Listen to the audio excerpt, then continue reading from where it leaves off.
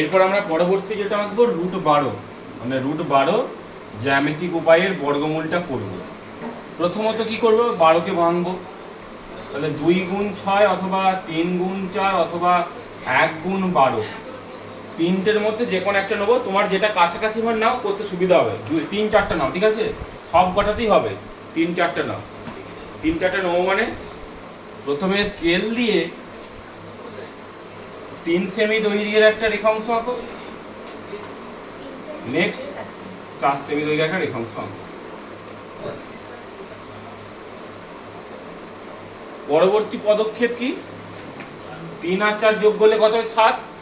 7-এর থেকে বেশি দৈর্ঘ্যের একটা বড় রেখাংশ আঁকো। মোটামুটি 7-এর বেশি মানে 8 9 10 ইত্যাদি জায়গা আঁকো। এটা নাম দাও এ এক্স দিলাম। আবার বলছি, প্রথমে 12কে ভাঙলাম, তো এর মধ্যে থেকে 3টে মানের মধ্যে যে কোনো মান নিয়ে করা যাবে। একটা নিলে অসুবিধা হবে কি, খুব কাছাকাছি মানগুলো আমার পরে বুঝতে পারবে অসুবিধা হবে।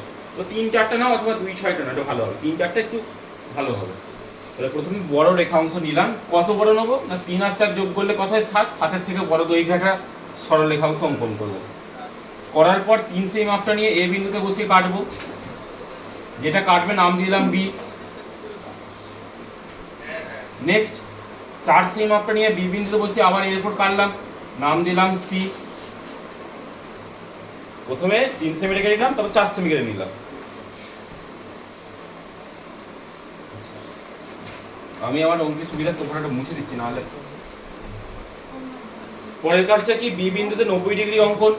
তাহলে বি বিন্দুতে বসিয়ে যে কোনো চাপ এর মান নিয়ে একটা এই চাপ আঁকলাম। সেই মাপটা বসিয়ে এখানে কাটলাম, সেই মাপটা বসিয়ে এখানে কাটলাম, আবার এখানে বসিয়ে থেকে এখানে কাটলাম, এখানে কাটলাম, যোগ করে দিলাম। এই রেখাটা যোগ করার সময় একটু বেশি বাড়িয়ে রাখবো উপর দিকে, হ্যাঁ? তাহলে দ্বিতীয়বার টানতে হবে যদি বাই চান্স ছোট হয়ে যায়। হয়েছে? এর পরের কাজটা হচ্ছে এ আর সি, মানে এইটার এইটা। তাহলে এর মাঝের মানে অর্ধেকের চেয়ে বেশি নিয়ে এ বিন্দুতে বসে ওপরে কাটো, সেই মাপটা বসিয়ে সি বিন্দুতে বসে ওপরে কাটো, আবার সেই মাপটা নিয়ে নিচে দিয়ে কাটো, আবার সেই মাপটা নিয়ে নিচে দিয়ে কাটো। আমি এটা বলতে চাইছি অর্ধেকের বেশি ওপরে এই বিন্দুতে, এখানে এখানে এখানে ওরে পুরোটা যোগ করে দাও। এই যোগ হয়ে গেলে তারপরে কাজটা কি, নাম দিয়ে দেবো ও।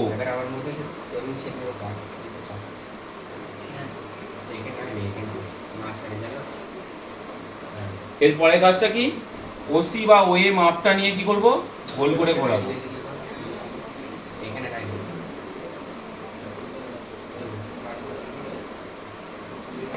গোল করে যে ঘোরানো হয়ে গেল, মানে অর্ধবৃত্ত অঙ্কন হয়ে গেল।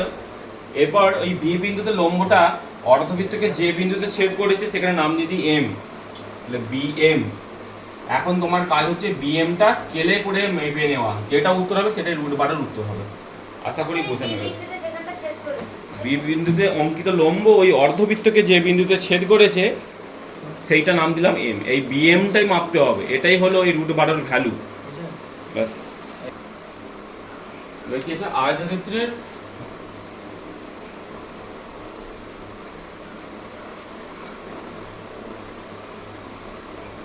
সমান ক্ষেত্রফল বিশিষ্ট বর্গক্ষেত্র অঙ্কন। এবার আমরা এই সম্পাদ্যটা করব। কি করে করব? একটা আয়তক্ষেত্রের কি হয়, দৈর্ঘ্য প্রস্থ হয়।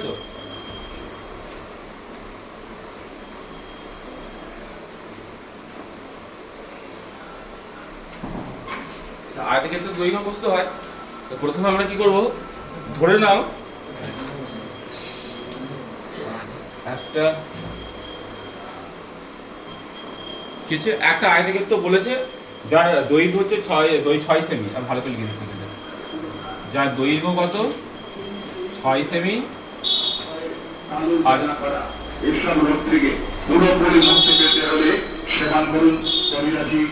প্রস্থ হচ্ছে 3 সেমি।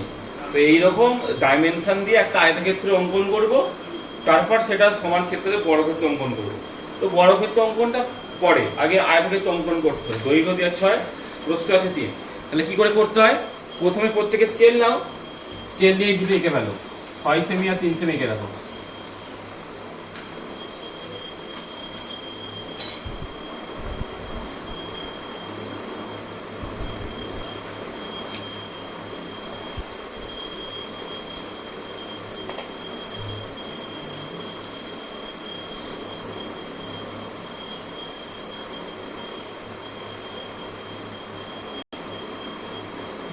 পরের কাজ 6 সেমির চেয়ে বড় একটা সরল রেখাংশ অঙ্কন করো। 7 হলেও হবে, কিন্তু বড় যেন হয়, 6 থেকে বড়। করেছো?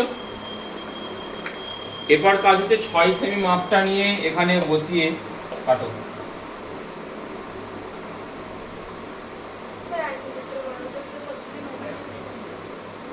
প্রথমে বড় একটা 6 সেমির চেয়ে বড় একটা সরলরেখাংশ অঙ্কন করলাম, তারপর সেখানে 6 সেমিটা কাটলাম। হয়েছে আশা করি সবাই। এর পরের কাজটা হচ্ছে আমি একটা নাম দিয়ে দিচ্ছি, নাম দিয়ে দিচ্ছি, এটা এ, এটা বি, এটা এক্স নাম বলতে আমার সুবিধা হবে। পরের কাজ হচ্ছে এ বিন্দুতে 90 ডিগ্রি আঁকবো। সবাই 90 ডিগ্রি আঁকো, যেমন ভাবে নিতে হয়। চাপ কেটে এখানে কাটবো, এখানে কাটবে, এখানে কাটবে, এখানে কাটবে, এরকম 90 ডিগ্রি হবে।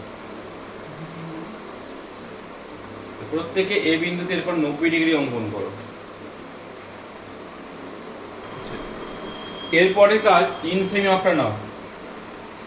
3 সেমি মাপটা পেন্সিল কম্পাস করে নাও, নিয়ে এ বিন্দুতে বসিয়ে এখানে কাটো, এই রেখাতে কাটো।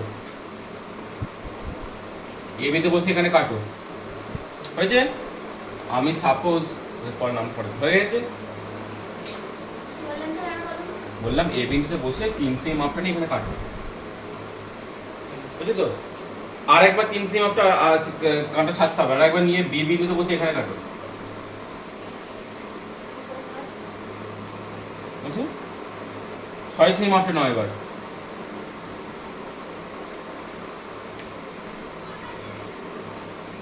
নিয়েছো? এই বিন্দুতে বসে এদিকে কাটো। কি বললাম? এটা করার পর এ বিন্দুতে বসে এখানে 3 সেমি কাটো, বি বিন্দু বসে 3 সেমি কাটো, 6 সেমি মাপটা নিয়ে এইখানে বসে এদিকে কেটে দাও। করার পর স্কেল দিয়ে যোগ করে দাও। এটা সি, এটা ডি। ঠিক আছে?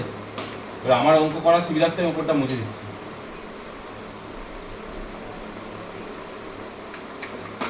এটা হলো আয়তক্ষেত্র অঙ্কন হয়ে গেল। এবার এটার বর্গক্ষেত্র করবো।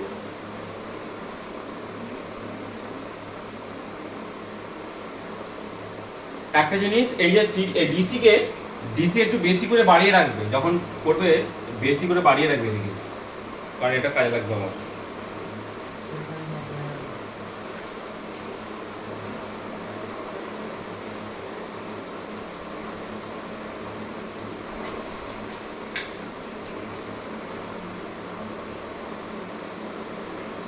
হয়েছে? একটু বেশি করেই বাড়িয়ে রাখবে, দ্বিতীয়বার না টানতে হবে। এর পরের কাজ, এই সিবি মাপটা নাও এবার কম্পাসে করে। সিবি মাপটা কম্পাসে করে নাও।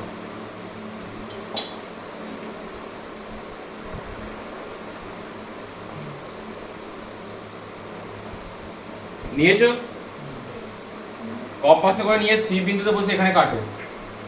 একটা নাম যে কোনো একটা জায়গায় ছেদ করে দাও, ই নাম দিয়ে দাও, এবি সি ডি ই, এটা ই নাম দাও।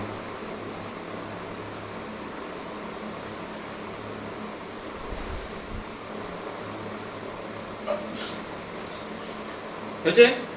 আচ্ছা, পরের কাজ ডিই কে সমদ্বিখণ্ডিত করবো। ডিই কে সমদ্বিখণ্ডিত করবো, তাহলে কি করবো? ডিআর এর অর্ধেক মানে মোটামুটি কিরকম হবে চোখের আন্দাজে এই অবধি হবে। এর অর্ধেকের বেশি নিয়ে ডি বিন্দুতে বসিয়ে উপরে কাটো, আবার এইদিকে বসিয়ে এদিকে কাটো, আবার ঠিক সেম ভাবে নিচের দিকে কাটতে হবে, করে যোগ করে দাও স্কেলে করে।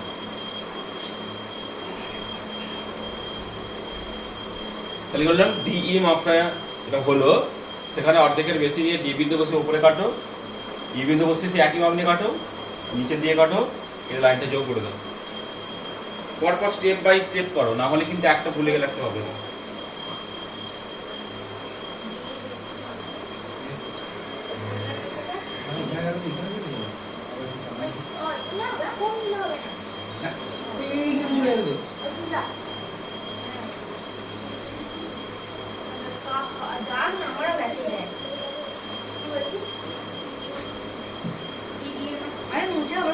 পরবর্তী কাজ হচ্ছে এই সমদ্বিখণ্ডিত হলো, এই মাপটা একটা নাম দিয়ে দাও, একটা যে কোনো নাম দাও, ও নাম দিয়ে দিচ্ছি আমরা।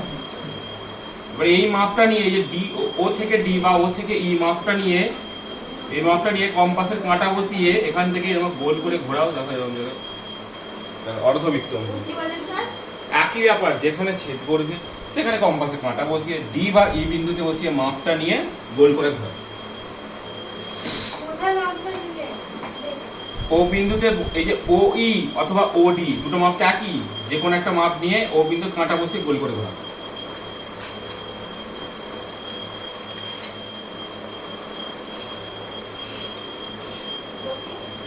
বসি গোল অর্ধবৃত্ত হয়ে গেছে, অর্ধবৃত্ত হয়ে গেল। পরের কাজ এই যে বিসি এটা আছে, বিসি এটা ছিল, এই যে বিসি, এই যে এটা তেলে করে টেনে বাড়াও এটা উপর দিকে। হ্যাঁ, দ্বিতীয়বার যখন করবে একটু বড় করে করবে। তাহলে এটা নাম দিই এফ দিয়ে দিই, এফ হয়ে গেল। এই যে মাপ আমি সিএফ করে দিয়েছি, সিএফ, সিএফ মাপটা নাও, সিএফ মাপটা নাও, নিয়ে সি বিন্দুতে বসিয়ে এখানে কাটো।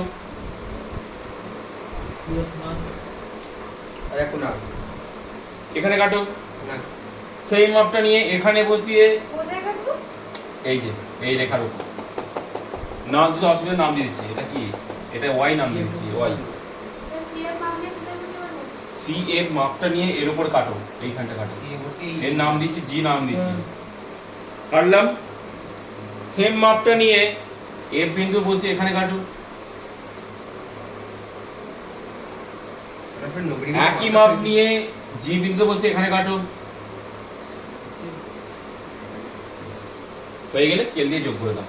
এই হলো বর্গক্ষেত্র, এর নাম দিয়ে দিই এইচ, নাম দিয়ে দিই। তাহলে এই যে সি জি এইচ এফ, এটা হলো বর্গক্ষেত্র। আচ্ছা, আমি আরেকবার বলি, অনেকের গোলমাল হতে পারে, প্রথম থেকে আবার বলি, পুরোটা মুছে দিচ্ছি পুরোটা।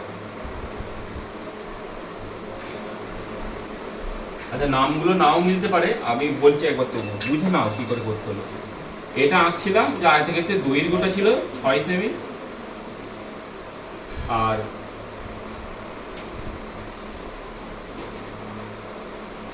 আর এরকম প্রস্থ ছিল কত, 3 সেমি।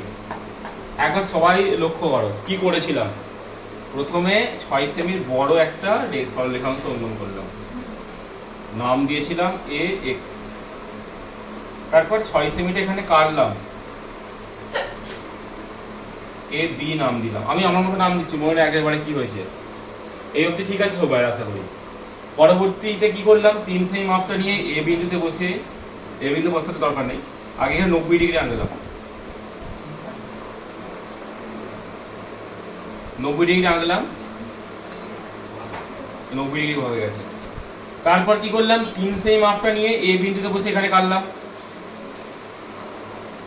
কাটার পর সেই মাপটা নিয়ে বি বিন্দুতে বসে উপরে কাটলাম। এই অবধি পরিষ্কার।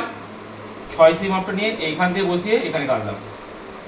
কাটার পর স্কেল দিয়ে যোগ করে দিলাম, নাম দিলাম সি ডি। এর পরের কাজ, স্কেলটা ধরে এটাকে আরো বড় করে বাড়িয়ে দেওয়া, বাড়িয়ে দিলাম। আচ্ছা, সিবি মাপটা নিয়ে এর উপর কাটলাম, এটা নাম দিলাম সিই। ঠিক আছে। তারপর কি করলাম, ডিই। আচ্ছা, অঙ্কের আমি এটা উপরটা মুছছি, তারপর কি করলাম, ডিই যেটা আছে এটা অর্ধেকের বেশি নিয়ে উপরে কাটলাম, নিচে কাটলাম, আবার এই বসিয়ে উপরে কাটলাম, নিচে কাটলাম। আচ্ছা, অনেকে বলতে পারে যে আমি উপরেরগুলো আগে কেটে নিয়ে নিচেরগুলো সবগুলো কাটবো, এটা ফ্যাক্টর না, হতেই পারে। তারপর কি করলাম, এটা স্কেল দিয়ে সোজা লাইন যোগ করবো। আমি আঁকার জন্য জাস্ট ডট ডট দিলাম, সবাই এটা স্ট্রেট লাইন টানবে, করা হয়ে গেল। এবার এখানে নাম দিলাম ও। এই ও থেকে ডি বা ও থেকে যে কোনো মাপ, একই মাপ দুটো বসিয়ে কি করব, ও এতে কাঁটা বসিয়ে পেন্সিল কম্পাসের ই বিন্দু থেকে শুরু করে অর্ধবৃত্ত অঙ্কন করলাম। অর্ধবৃত্ত অঙ্কন করা এই অবধি পরিষ্কার তো। পরের কাজ বিসি কে আরো সরলরেখা ধরে আরো উপর দিকে বাড়ালাম, বর্ধিত করলাম, ঠিক আছে। এটা সাপোজ এর নাম দিলাম এফ নাম দিলাম। এবার এই যে সিএফ মাপটা নিয়ে, সিএফ যে মাপটা এই অবধি ঠিক আছে তো, সিএফ মাপটা নিয়ে এদিকে কাটলাম, এর উপর একটা বিন্দু কাটবে, ধরে নাও নামটা দিলাম জি। আবার সেই মাপটা নিয়ে বিন্দুতে বসিয়ে কাটলেন, আরে সিএফ মাপটা নিয়ে, হ্যাঁ সিএফ মাপটা নিলাম, নিয়ে কাটলাম। কোথায় কাটলেন, কোথায় রেখে কাটলেন বলছি, সিএফ মাপটা হলো তো, সি বিন্দুতে বসি এদিকে কাটলাম, ওই মাপটা নিয়েই উপরে কাটলাম, ওই মাপটা নিয়েই এফ বিন্দু বসিয়ে কাটলাম। আমার কাছে কথা হচ্ছে এই মাপটা পেতে হবে, এই মাপটা পেয়ে গেলে তারপর আমি কি করলাম, যোগ করে দিলাম।